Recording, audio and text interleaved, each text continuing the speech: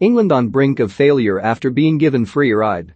If England lose to a decent team with some excellent players in a knockout game, then they are real failures. Oh, and something about the war. Self-parody of the day. Star Sport. Obsessed number Tomaros Papersto de pic.twitter.com 1pxbin2es4. Neil Henderson. At Hindopoulos, June 27, 2021. As utterly dreadful as that back page from the Daily Star is, a headline of obsessed underneath a reference to spies and a war that ended 76 years ago is accidentally sensational. Failure is not an option. MediaWatch agrees that losing in the round of 16 to Germany on Tuesday would be of grave disappointment to England. They have started Euro 2020 well, and there is no reason to fear a team that scraped through to this stage by virtue of a late goal against Hungary. But Ian Ladyman goes much further in the Daily Mail. What Gareth Southgate's side must carry with them is a different kind of pressure, one made up of responsibility and expectation. Because if they lose this knockout tie against Germany, their Euro 2020 campaign will have been a failure. That seems a little drastic. Germany are a decent team with some truly excellent players. They will be trying to win this game too. They hammered a Portugal side that Belgium edged past on Sunday. It feels a bit harsh to say that not beating that Germany team represents an actual failure. Not least when you consider this was Ladyman's take on the eve of the tournament, writing on June 10. This is not an England side that currently feels ready to progress deep into the tournament. But it apparently is an England side for whom not progressing deep into the tournament would be failure. Wouldn't it be nice? In that previous Daily Mail article published on the eve of the tournament, Ladyman added, teams who progress to the latter stages of this tournament will do so on the back of defensive security first and foremost. It has always been the way. By June 28, 18 days later, he bemoans a set of pretty wooden performances against modest opposition, one of whom it probably should be pointed out have reached the quarter-finals by beating the highest-scoring team from the group stage to 0. But back to England, whose results have been good enough, but their football has been short of imagination. So defensive security is of the utmost importance. It has always been the way in international tournaments. But when you keep 3 consecutive clean sheets, that is actually pretty wooden, and more imagination is needed. It is a masterclass in covering all bases to ensure England have been failures either way and seek to complete the hat trick. Ladyman goes on to tell us that Southgate's players have had a pretty free ride from the media and public so far, and that is okay. They won their group, after all.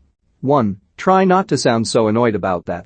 2. Did you lose consciousness for a couple of days after the Scotland draw?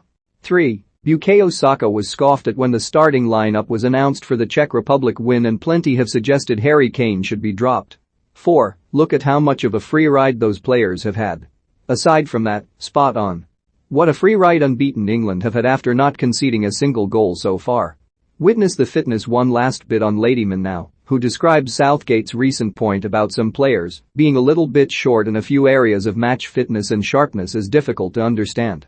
The Premier League season only finished 3 weeks before England's first game, and 7 of the England squad featured a week later in the Champions League final. That should not be long enough for anyone to physically go off the boil. A more simple explanation is that some players have been found wanting a little for real form, confidence, or tournament experience. It happens. Perhaps a 3-week break after the most uniquely congested season in modern domestic, European and international football history is not premium preparation in terms of match fitness and sharpness. And maybe those 7 players that featured a week later in the Champions League missing most of the build-up for England as a result was not particularly ideal. But no, those same Champions League finalists are just struggling for form, confidence and experience. The 11 members of this 26-man squad that reached the World Cup semi-final 3 years ago are simply overawed by an international tournament. Thank the Lord Ladyman is here to explain things that are so difficult to understand for us fools.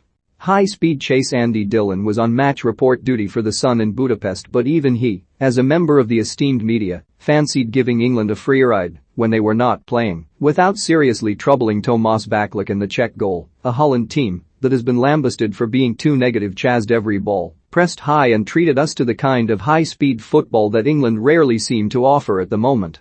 The country can only pray that England can treat us to the kind of high-speed football that left Netherlands eliminated by a team that boring England have already beaten. Ref off. Elsewhere in the same match report, Dillon writes, barely a minute later, though, came the key moment in the game as Holland centre-back De Ligt was sent off for deliberate handball following a lengthy VAR check. It was as if English referee Stuart Atwell was at the controls. It was also as if he implemented the rules completely correctly despite being an English referee. Day trip Kieran Trippier admitted England have spent hours working on set pieces in the hope of unleashing them on Germany, Duncan Wright, The Sun. Unlike every other team, who just ignore free kicks and corners before winging them on the day. Loud noises, some very strange capitalization here. https://t.co/fib12 FOOTBALL 365 @F365 June 27, 2021. Recommended reading of the day: Jonathan Wilson on Cristiano Ronaldo. James Horncastle talks to Andre Villas-Boas.